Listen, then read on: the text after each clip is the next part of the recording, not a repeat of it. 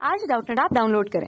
Doubtnut पर अपने सभी गणित, रसायन विज्ञान, भौतिक विज्ञान और जीव विज्ञान के डाउट्स का करो सफाया। बस प्रश्न की फोटो खींचो, एक ही प्रश्न को क्रॉप करो और तुरंत वीडियो सोल्यूशन पाओ। अभी डाउनलोड करें। क्वेश्चन हमारे पास कहा है कि एक 10 सेंटीमीटर फोकस दूरी वाले किसी अवतल दर्पण के अक्ष पर एक 5 सेंटीमीटर लंबी छड़ जो है वो लेटी हुई है, तो इसका प्रतिबिंब वास्तविक एवं आवर्धित है, ये भी कहा गया है। तथा प्रतिबिंब का एक सिरा छड़ के एक सिरे को स्पर्श भी करता है, ये भी कहा गया है। तो इसका आवर्धन कितना होगा, ये पूछा जा रहा है क्वेश्चन पे। ऑप्शन पे मान दिए हुए 1, 2, 3 या 4 के रूप में।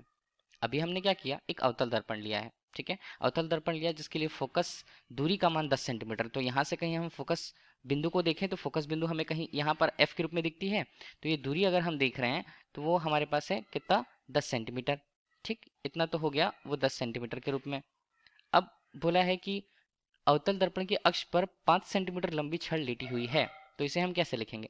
देखिए, फोकस दूरी तो हमें मिल गई, तो वक्रता केंद्र भी हमें कहीं यहाँ पर मिलेगा, तो सी के रूप में हमने उसे प्रस्तुत कर रखा। और 5 सेंटीमीटर लंबी जो छड़ है वो अक्ष पर ही लेटी हुई है, तो हमने कुछ इस तरह से इसे बताया, ठीक है। तो ये हमारे पास हुआ, और ये बिंदु ए हम ले लेते हैं, दूसरे बिंदु को बी ले लेते हैं, और इन दोनों बिंदुओं के बीच की दूरी 5 सेंटीमीटर, मतलब इस छड़ की लंबाई 5 सेंटीमीटर है, ठीक है ना। इतना हो गया। बोला है कि प्रतिबिंब वास्तविक और आवर्धित है तथा प्रतिबिंब का एक सिरा छड़ के एक सिरे को स्पर्श करता है। तो अभी हम यहाँ पर कुछ ये समझाना चाहें कि इसका जो प्रतिबिंब बन रहा है वो जिस तरह से बना, ठीक है। तो उसके एक सिरे को ए डैश हमने कह दिया, दूसरे सिरे को बी डैश हमने कह दिया, ठीक।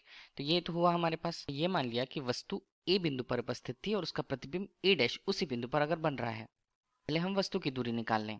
तो वस्तु की दूरी किसे व्यक्त करें, उसे u से व्यक्त करते हैं, जिसका मान कितना होता है। देखिए, c तक की दूरी कितनी थी, 2f थी, ठीक।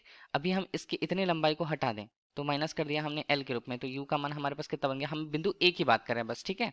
तो यहाँ पर 10 और 10 ये बनता था 20, 20 ऋण ये बनता 5, तो u का मान हमारे लिए बन गया 15 सेंटीमीटर पे। 15 सेंटीमीटर पे वस्तु की दूरी को प्रदर्शित कर दिया, ठीक।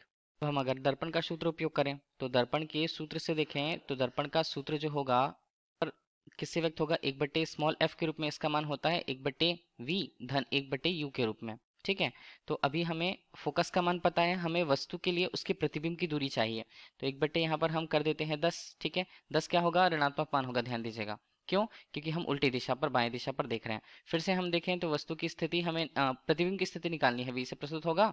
और अगर वस्तु के लिए मान दिया हुआ है तो u का मान हम देख रहे हैं कहाँ से, वो भी ऋणात्मक है, तो ये बन जाएगा ऋण 15, ठीक है। तो 1/v का मान अगर हम निकालना चाहें तो वो कितना बनेगा, ये बनेगा 1/15 ऋण 1/10 के रूप में।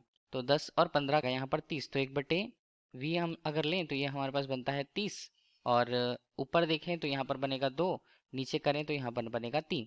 तो हमारे पास मान कितना आ जाता है, 1/v का मान आता है ऋणात्मक रूप से 1/30 के रूप में। इसका मतलब है v का मान हमारे पास आ जाएगा ऋणात्मक रूप से 30 सेंटीमीटर। तो ऋणात्मक रूप से 30 सेंटीमीटर मतलब वो कहाँ पर स्थित है, वो कहाँ पर स्थित है, देखिए 30 सेंटीमीटर बोल दिया, ध्रुव से ही हम दूरी देखते हैं। तो ये हमारे पास कुल दूरी हो गई थी 20, 20 के बाद 10 और अगर हम देखें तो हमें कुछ इस तरह से ये दूरी मिल जाएगी, ठीक। तो ये दूरी जो हमारे पास मिली है, यहाँ पर प्रतिबिंब हमें मिलता है, ठीक। तो अभी तो हमें मिल गया, तो हम आवर्धन का मान आसानी से निकाल लें। तो आवर्धन होता क्या है, आवर्धन m के रूप में प्रदर्शित करते बन जाएगी प्रतिबिंब की लंबाई, तो इसे हम बोलेंगे प्रतिबिंब लंबाई, और नीचे होता है वस्तु की लंबाई। तो प्रतिबिंब की लंबाई कितनी हो गई, 30 तो उसकी अंतिम बिंदु की दूरी, और 20 तक की दूरी अगर ध्रुव से ही लेते हैं तो वो हमारे पास हो जाता है। और ए बिंदु तक की दूरी, ठीक है, बी और ए बिंदु तक की दूरी हमें प्रतिबिंब की लंबाई को प्रदर्शित कर देगा। और वस्तु की लंबाई हमारे पास 5, तो 10/2 सीधे सीधे हम लिख देते हैं कि m का मान हमारे पास 2 आता है। m का मान 2 मतलब क्या बता रहा है, ये हमें बता रहा है कि आवर्धन का मान कितना है। तो आवर्धन का मान वस्तु के मान का 2 गुना है, ठीक। तो यहाँ पर ये हमें मिल रहा है कौन से ऑप्शन पे, ऑप्शन बी पे। तो ऑप्शन बी क्वेश्चन का राइट आंसर। Thank you. कक्षा 6 से 12वीं से लेकर नीट, IIT, JEE वो एडवांस के लेवल तक 1 करोड़ से ज्यादा छात्रों का भरोसा।